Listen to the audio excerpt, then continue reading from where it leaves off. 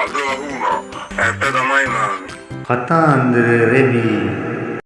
ආයිබෝවන් මගේ පුංචි යාළුවෝ හැමෝටම අදත් සුපුරුදු පරිදි කතන්දර රෙබි YouTube channel එකට මගේ පුංචි යාළුවෝ සියලු දෙනාම සාදරයෙන් පිළිගන්නවා. ඉතින් අද කතාවට යන්න කලින් subscribe කරලා නැති කවුරු හරි ඉන්නවා නම් ඉතින් subscribe කරලා bell icon එකත් all කරගෙනම එන්නකෝ. යාළුවනේ අද කතාවෙන් කියවෙන්නේ ලස්සන තිම්බර ඉරාපැංචෙක් පිළිබඳව ලස්සන කතාන්දරයක්. එක්තරා කුඹුරු යායක් ගාව විශාල වනාන්තරයක් තිබුණා. මේ වනාන්තරයේ ගිරා ජනපදයක් තිබුණා. මේ ගිරා ජනපදයේ ජීවත් වෙච්ච ගිරව් මේ කුඹුරු යායට බැහැලා වී කාලා කුසගින්න නිවා ගන්න පුරුදු වෙලා හිටියා. ඉතින් මේක ගොවි මහත්තයාටත් විශාල කරදරයක් වෙලා තමයි තිබුණේ. අයියෝ මගේ ලස්සන්න ඉවරටම ඉවරයි. මේ ගිරුන්ගෙන් තියෙන පුදුම කරදරයක් නේ. වී කාලා යනවා නම් විතරක් ඉවසන්න පුළුවන්. මේ එක ගිරවෙක් ඉන්නවා. කාලා විතරක් නෙමෙයි මේ ගිරව අරගෙනත් යනවා. මොකද මේකට හේතුව? මේක නම් මහා විශාල කරදරයක් වුණා. මේ විදිහට කියොත් නම් ගොයන් කපන කාලේ එනකොට වී ඇටයක්වත් ඉතුරු වෙන එකක් නෑ. ඔක්කොටම කලින් මේ වී කරල් අරන් යන ගිරව ගැන හොයලා බලන්න ඕන. ඉස්සරලාම උලක් කටවලා මේ ගිරව අල්ල ගන්න ඕන. යාළුවනේ ගොවිරාල කල්පනා කරපු විදිහටම උගලක් ඇටෙව්වා. අනේ මේ අහිංසක ගිරාපැංචා මේ උගලට අහු වුණා. අනේ අයියෝ මං උගලකට අහු වුණා. අනේ මෙහෙම ගියොත් මට මැරෙන්න තමයි වෙන්නේ.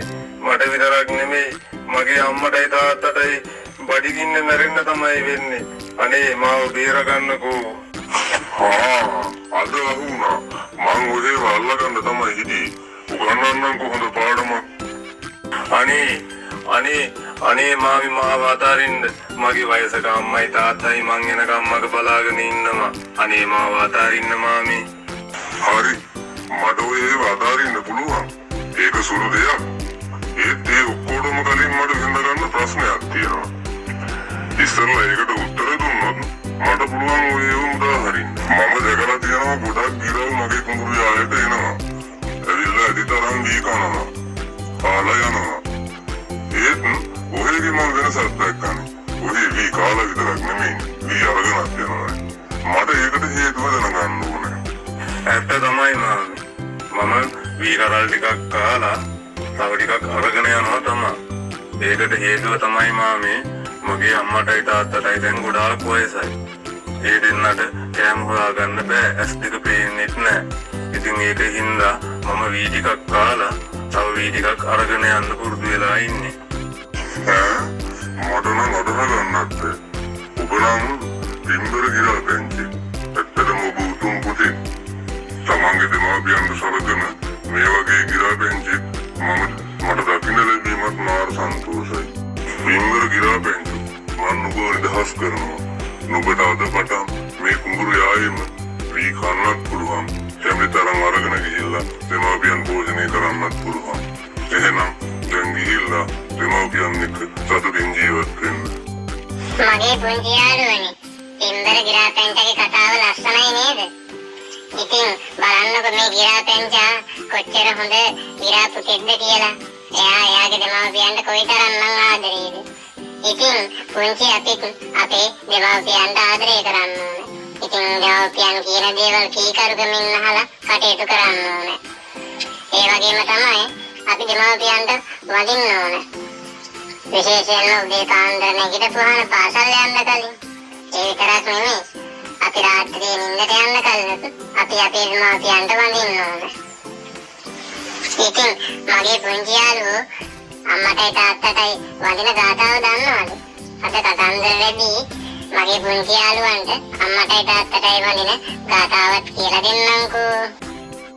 දස මාසේ උරේ කත්වා ඕසේ සිවුත්දි කාරණම් ආයුදීගං වත්ස සත්සං මාතු පාදන් නමාමහං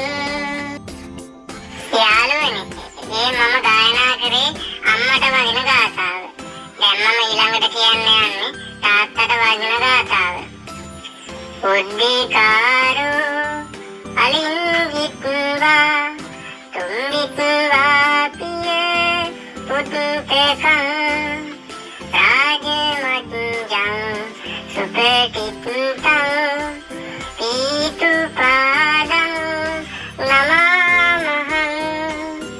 පුංචි යාළුවනේ, ඊළඟ ලස්සනම ලස්සන කතාන්දරයෙන් හමු වෙනකම් අදට කතන්දර වෙදී සමුගන්නයි මේ සූදානම් වෙන්නේ.